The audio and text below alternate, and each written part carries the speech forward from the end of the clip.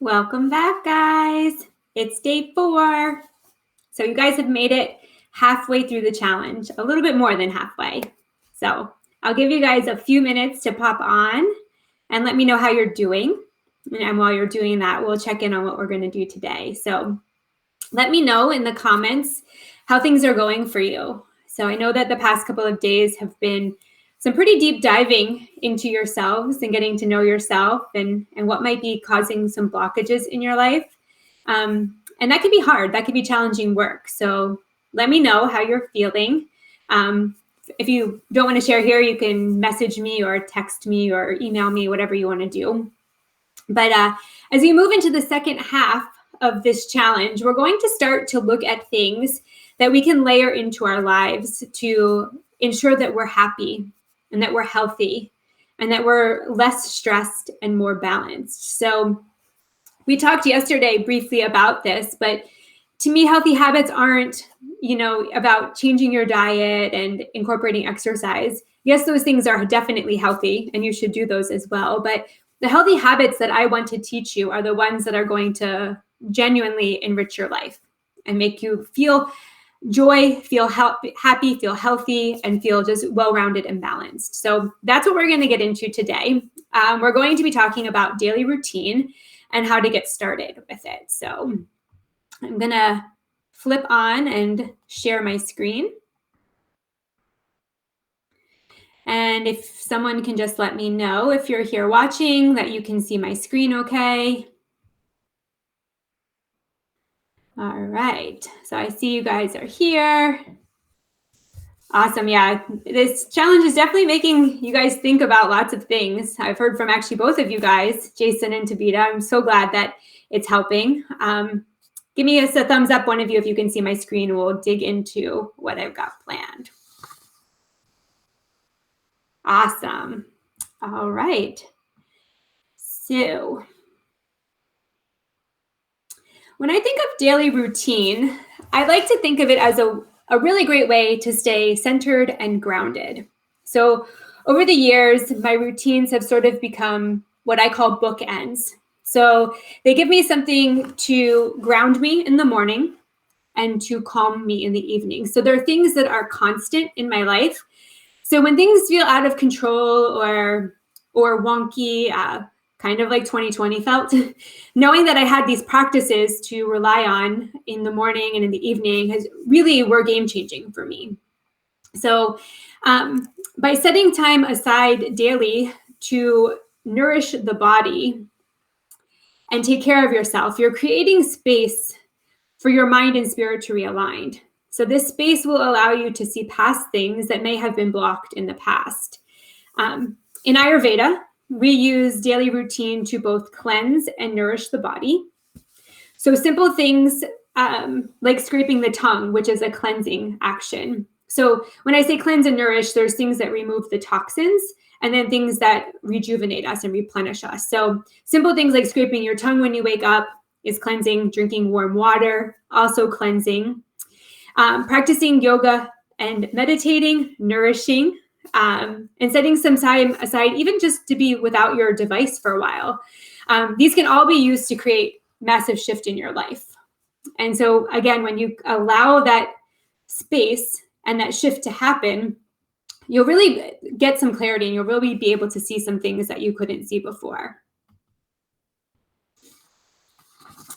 So one of the most important things when it comes to creating daily routines is to begin to align your body with the rhythms of nature.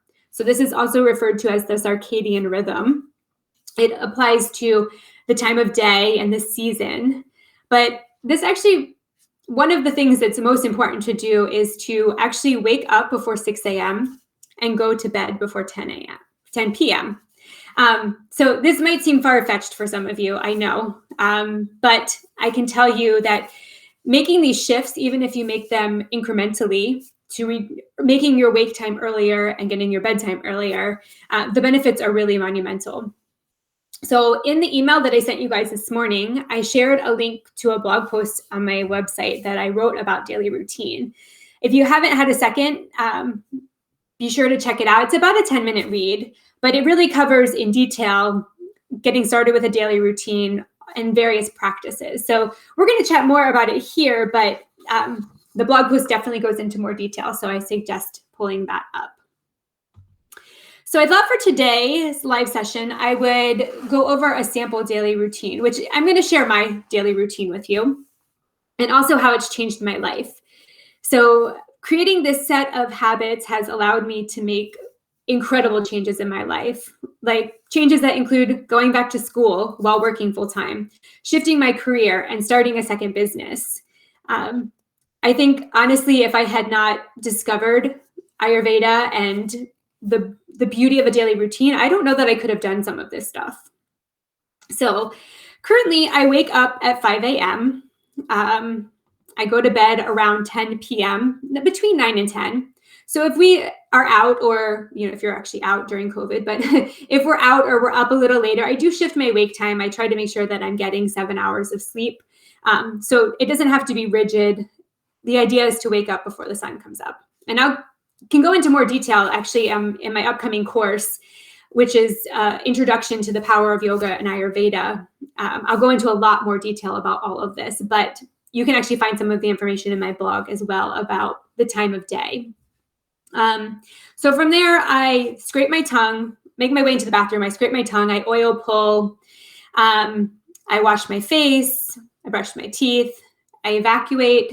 And that might sound strange to you guys, that's part of a daily routine, but in the modern world where we keep ourselves so busy that I think a lot of people don't even pause. If they don't have the sensation when they wake up to use the bathroom, they don't even think about it again. And it's actually really essential for us to evacuate before we eat first thing in the morning. So even setting time aside just to sit for a moment, and you can start to train your body.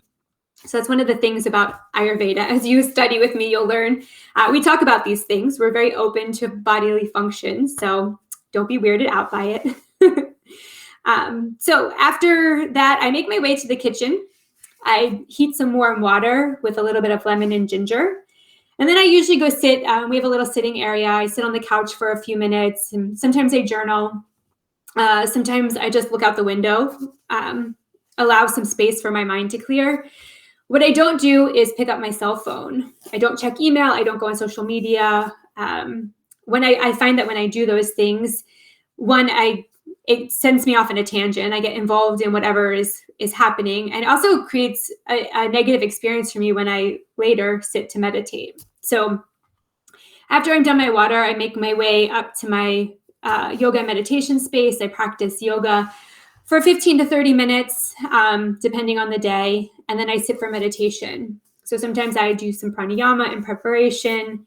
And then I sit for anywhere between 15 and 30 minutes. From there, depending on the day, so when it's warmer out, Jason and I will go for a walk. We have a Peloton, so sometimes I hop on the Peloton. And then I prepare myself for my shower with a self-oil massage. This is called Abhyanga in Ayurveda, and it's one of the most nourishing and healing practices that you can do. Again, there's more detail in that blog, but basically you're just anointing the body with warm oil and letting it sit and soak in for about 20 minutes. So I grab a book, or sometimes at this point I will check my email. If I have something to do, I'll try to work on it for a little bit. And then I hop in the shower. So after I shower, then it's time for breakfast. So one of the key things Ayurvedically is to shower before you eat.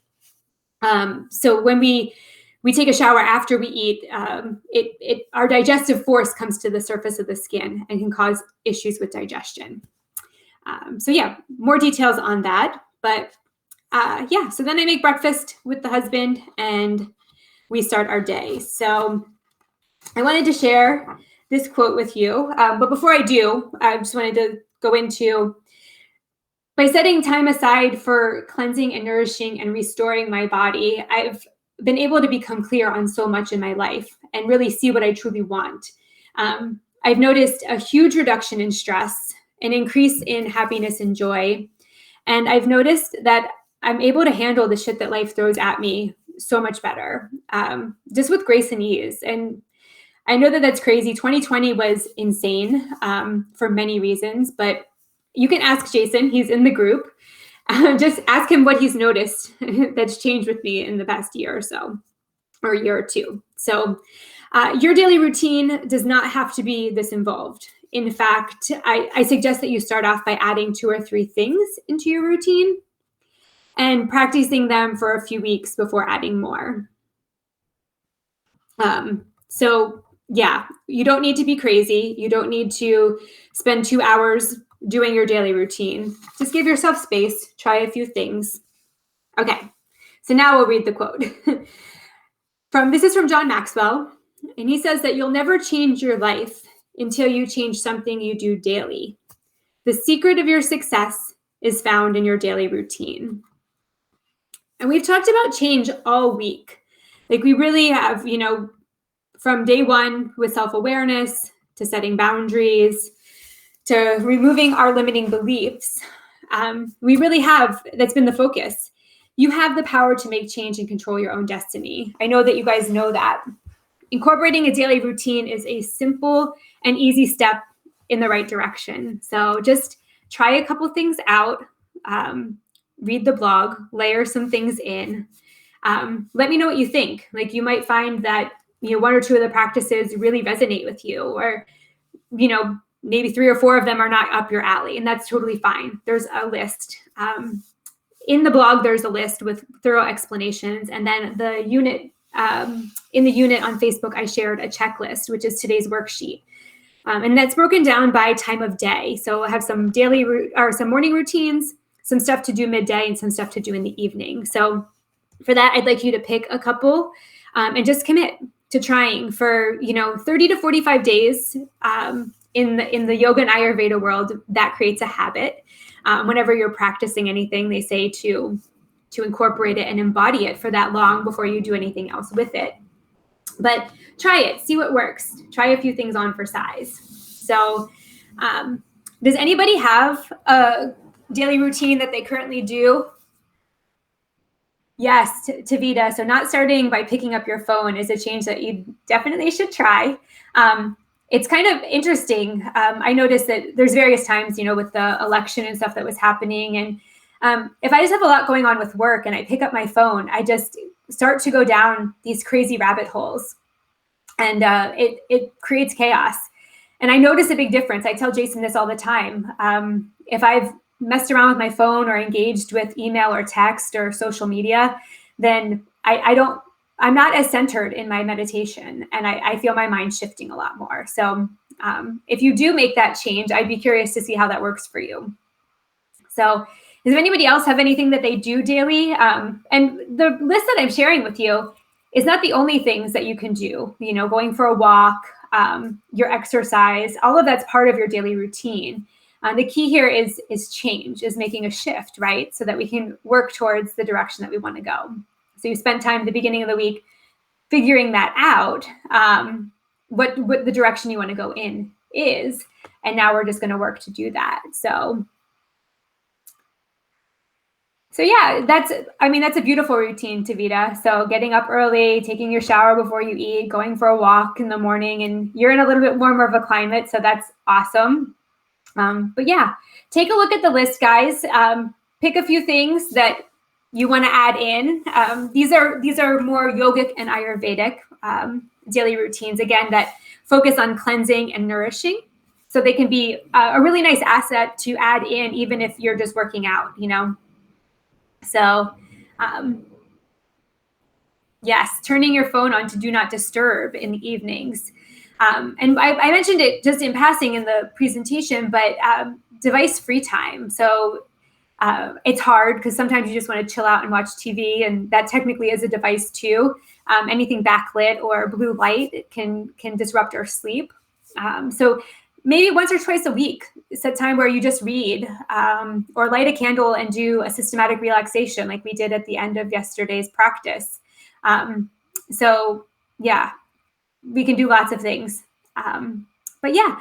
Okay, so I think that's everything for today. If you guys have any questions, feel free to share them in the comments. Even after the stream is ended, I'll hop in and answer them.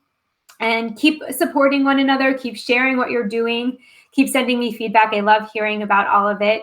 And tomorrow we're hopping into one of my favorite topics, which is diet and digestion. So we're going to be looking at taking care of ourselves based on our body types and nourishing the six tastes, which is an Ayurvedic concept, beautiful concept. So I will see you guys here tomorrow, and otherwise I'll see you in the group.